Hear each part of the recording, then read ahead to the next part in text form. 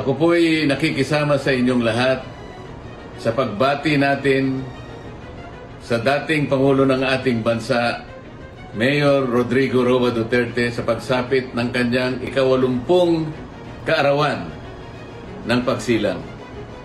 Ang totoo po, hindi ko alam kung ako po'y naliligayahan o nalulungkot sapagkat bagamat ang pagsilang po ay dapat po nating sineselebrate. Ngunit sa kanyang kalagayan ngayon na nasa malayong bansa, na sapilitang dinukot at inilipad sa isang lugar na napakalayo sa atin. Hindi ko po alam kung paano natin ise-celebrate ng maligaya ang kanyang kaarawan. Ang masasabi ko lamang po sa ating Pangulo, sana'y lalo siyang maging matatag. Alam ko po siya'y matatag.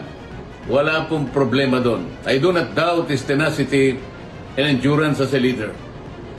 Medyo nag-aalala lamang po ako sa kanyang kalusugan sapagkat alam nating may edad na siya at naggagamot po siya. Hindi naman po masyadong mabuti ang kanyang kalusugan. Yun lamang po ang aking inaalala. Ngunit sa kanya bilang isang leader, alam kong matatag siya. Alam kong alam niya ang kalagayan ng ating bansa. He is prepared to suffer. Sa kanya po ay palagay ko kahit buhay niya itataya niya, alang-alang sa kanyang bansa. Sana'y marinig mo ang aking sasabihin, Mayor, Mr. President. You are the image of sacrifice and courage.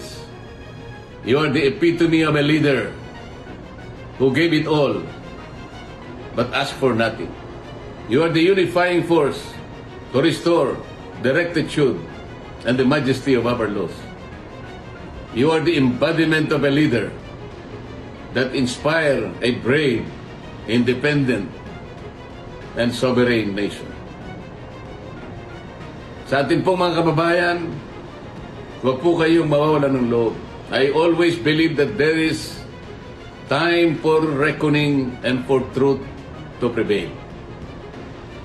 Let us bring back our decency, our patriotism, and our true sense of nationhood. Let us bring back our qualities that define us and prove as to who we are as a people. Let us be resilient. Let us be steadfast. Let us be patient towards our march to normalcy, transparency, and integrity. Let us bring back our president no matter what happens. Mabuhay po kayong lahat. Mahalin natin ang Pilipinas.